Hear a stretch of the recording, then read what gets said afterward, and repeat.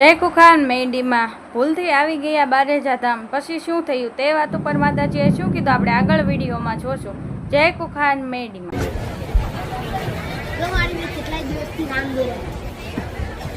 રામ દોર્યા અને રામ અને મારી તમે મને સપનું આપી દો.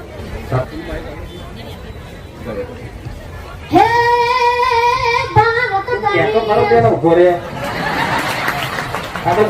સપનામાં શું કીધું તું? પેલા કે મને સપનું આવ્યું હતું હા અને સપનામાં મેં મને એવું કીધું કે માં મને ગીત ગાવું છે. તો એવું કે તું તાર ભાઈ લઈને આવજે અને પછી ગીત ગાજે કે. સપનામાં એવું કીધું હા. માતાજી. તો તું તાર ભાઈ લઈ લા તો લઈ લઈને પછી ગીત ગા ને.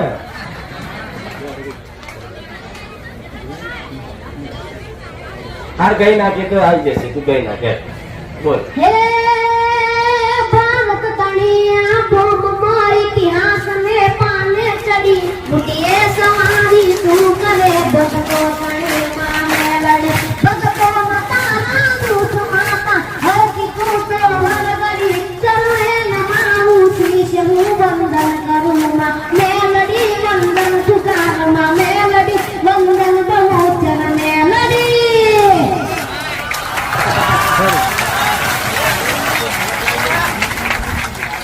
રાજી થઈ ગઈ નહીં? અરે રામ આશીર્વાદ. માં અમારી ડૂબતી નાવડી તમે જ તારી અમારી તો નાવડી ડૂબેલી જ હતી માં. પણ જો તમે અમારા જીવનમાં ના આવ્યા હોત ને તો અમારી પોચો બુનેની જીવનમાં અંધારું થઈ ગયું હોત માં. તમે અજવાળા કર્યા અમારા જીવનમાં.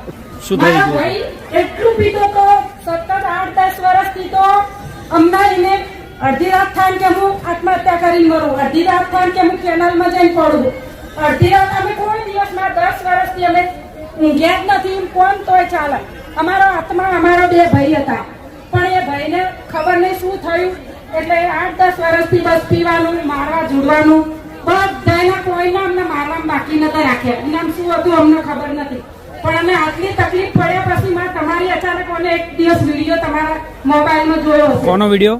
માનો વિડીયો ખોખાર મેલડી માનો અચાનક મોબાઈલ મંતરતા માનો વિડીયો આવી ગયો એટલે આને મને આવીને કીધું કે તારે જ આપણે જવું હોય કે ભાઈ માટે તો આપણે જઈએ. ચાલ તમારા હસબન્ડ એને અમને બધાને લઈને અહીંયા આવ્યા.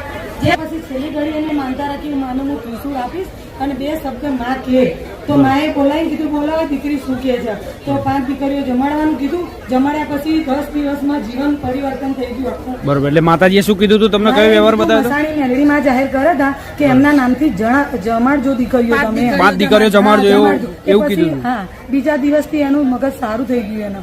એ તમે 5 દીકરીઓ જમાડી અને બીજા દિવસથી એમનું મગજ સારું થઈ ગયું, પીવા જવાનું બંધ કરી દીધું એમના મનથી જ તે. એમના મનથી જ. બરોબર. કોઈ દવા ગોળી નહીં, દવા ગોળી કોઈ ચાલુ નહીં રાખી માં. હવે આ માનો જ આશરો હા માં જ તને ઉભા માં તમે છે. હવે રસ્તે ના લઈ જતો મારા ભાઈને ના પાછું આવજો માં. તમે પ્રાર્થના કરતા હતા માં મારા ભાઈને આટલું બંધ કરાવી દેજે. મેં કીધું તું 5 કુવાસીઓ તમારથી બંધ થઈ જશે. 5 કુવાસી 5 કુવાસીઓ તમારી ભાઈ જાતે આવ્યો છે ને ઘરે આવે નહીં. હા માં હા માં હા માં આવતા નતા ને? એ વિશે મારો પહોંચો છું. હા માં. એને દુકાન નતો ખોલતો માં. એ કે મારે હવે કામ ધંધો બંધ થઈ જશે, મને કોઈ કામ નહીં આવે. મેં કીધું મારું નામ લે, માના આખો દિવસ વિડીયો જો માં તને કામ ના લાવે ને તો માં અમે એ માના હે ચરણોમાં જઈને કબરીશું કે માં મારા ભાઈને હવે તમારા પારે આવ્યો ને તો માં એને કામ આપો. તો માં એને જે ઘરાક નતા આવતા ને એ કામમાં આવે એટલે ધીરે ધીરે થોડું થોડું ચાલુ થયું.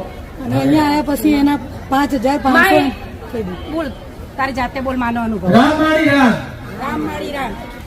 મારીનો ખૂબ દયા થઈ છે મારી પર. હું ઘણા વર્ષથી વ્યસની હતો.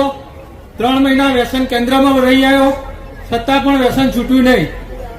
3 મહિના વ્યસન કેન્દ્રમાં રહેવાનું એટલે કાળા પાણીની સજા છતાં પણ છૂટ્યું નહીં. એમ પણ બીક હોય આપણે છોડી દઈએ કે ઘરે જઈ પીશું ફરીથી નખાવશે, 3 મહિના 6 મહિના નખાવશે, 12 મહિના નખાવશે, પણ એ બીક મારામાં નથી.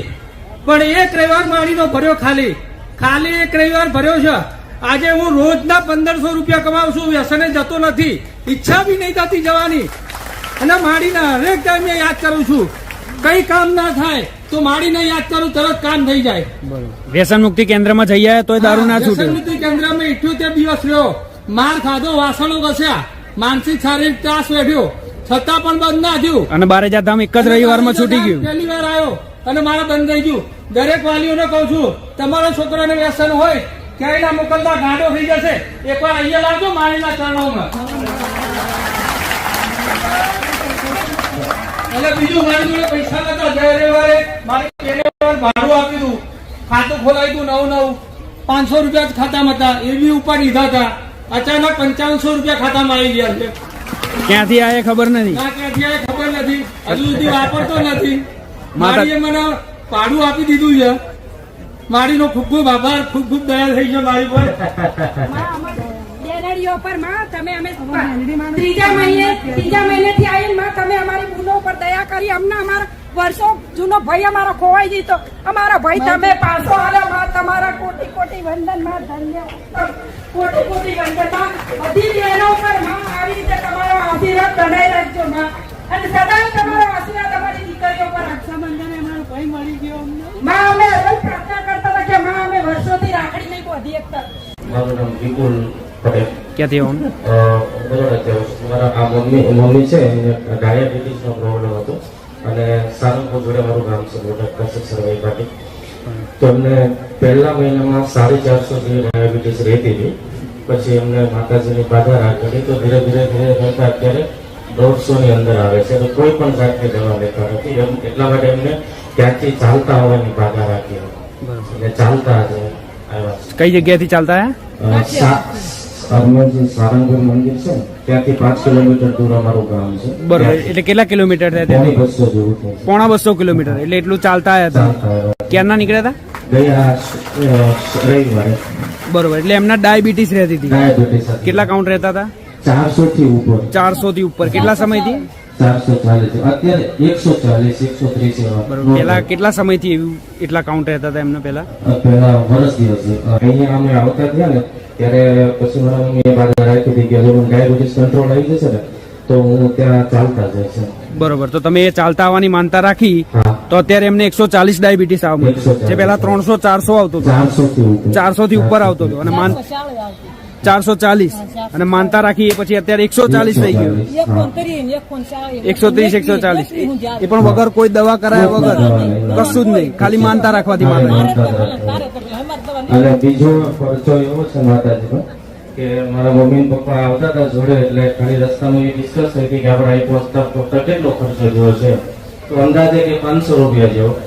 અરણેજ પહોંચ્યા તો ત્યાં રસ્તામાંથી માતાજીએ 500 ની નોટ આપી. 500 ની નોટ મળી જશે. એટલે એમને એમના મનથી એવો વિચાર કર્યો કેટલો ખર્ચો થયો છે એમ. કઈ વાત કરતા હશે કે આપણે કેટલો ખર્ચો થયો ચાલતા આવવામાં ત્યાંથી. ચાલતા આવવામાં તરત જ 5 જ મિનિટમાં 500 ની નોટ રોડ ઉપરથી મળે. આગળથી 500 ની નોટ મળી ગઈ રોડ ઉપરથી.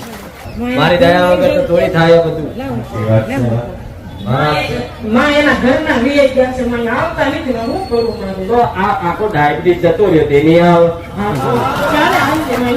હું થાકી ગયો છું, તમે રોજ બે વખત બેઠું ત્યારે આવશે તો તારીખ વાળું નહીં આવશે.